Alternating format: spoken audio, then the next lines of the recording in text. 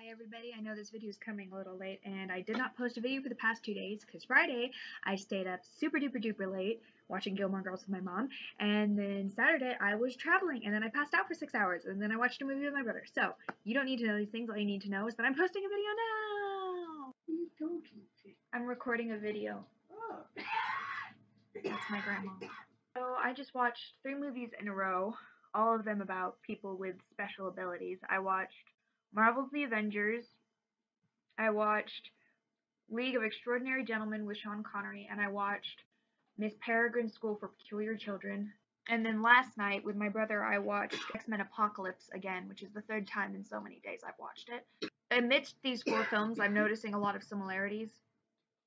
I should probably explain what League of Extraordinary Gentlemen is. So League of Extraordinary Gentlemen was a graphic novel that was a mix of a lot of different classic tales. It's Dorian Gray, Jekyll and Hyde, Dracula, 1,000 Leagues or 30,000 Leagues Below the Sea, whatever that one with Captain Nemo in it is.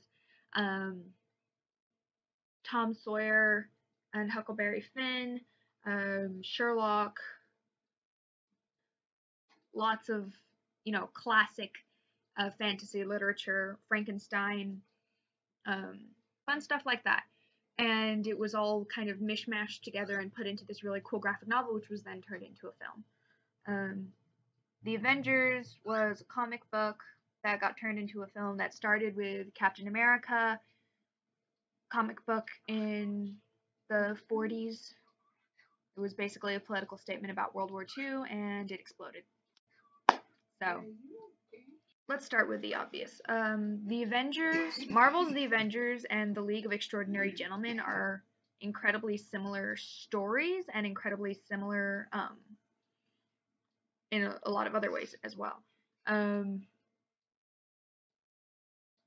Let's go with the very start of things. They're both based on graphic novels.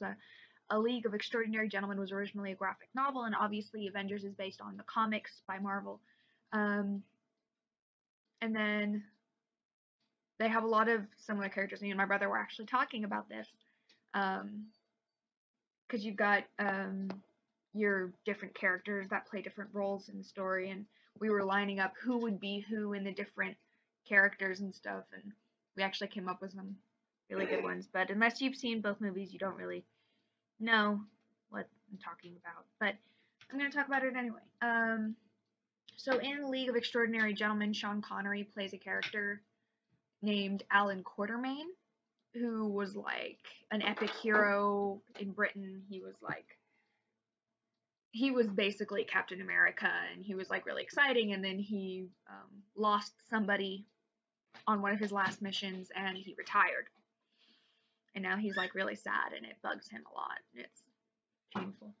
And then Captain Nemo is like from the classic story.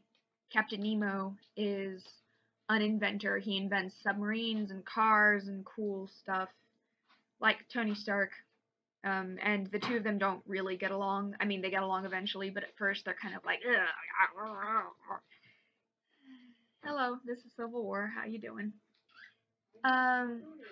A lot of the characters line up and have similar character traits and stuff. Jekyll and Hyde and the Hulk and Bruce Banner.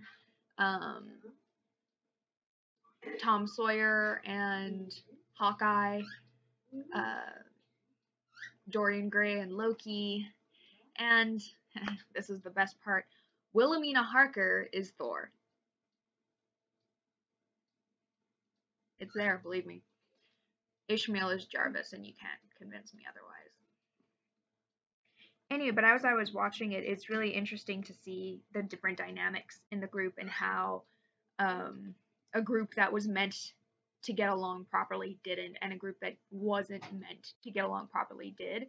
It's like every time a bad guy tries to do something, they mess it up, and it ends up being wonderful anyways. Anyway, it was just really interesting to watch the similarities between those 2 movies, one right after the other, and I really enjoyed it. It was kind of awesome. Miss Peregrine's Home for Peculiar Children is a new film. It just came out this past year, and it's based off of a book. and it's about peculiar children who it's a recessive gene and it crops up in different generations, and they have special abilities and they're kind of prosecuted, so they've kind of gone into hiding, and they're a special type of peculiar who are supposed to be um, protecting the children. They're called embryons, and there's time travel, and it's kind of actually brilliant. And X-Men Apocalypse, well, the X-Men series is about this the school for people who are different, because the X gene is a recessive gene and it goes down through different generations and it crops up in certain children and they've been prosecuted over the years, so they've kind of gone into hiding. And you see where I'm going with this.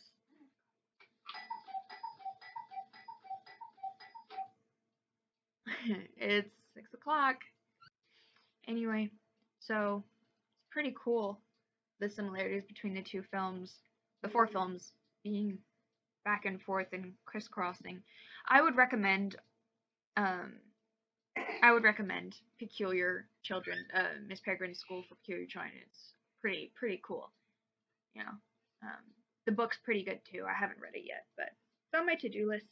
I don't know what the point of this video was. I'm just rambling. Bye, guys.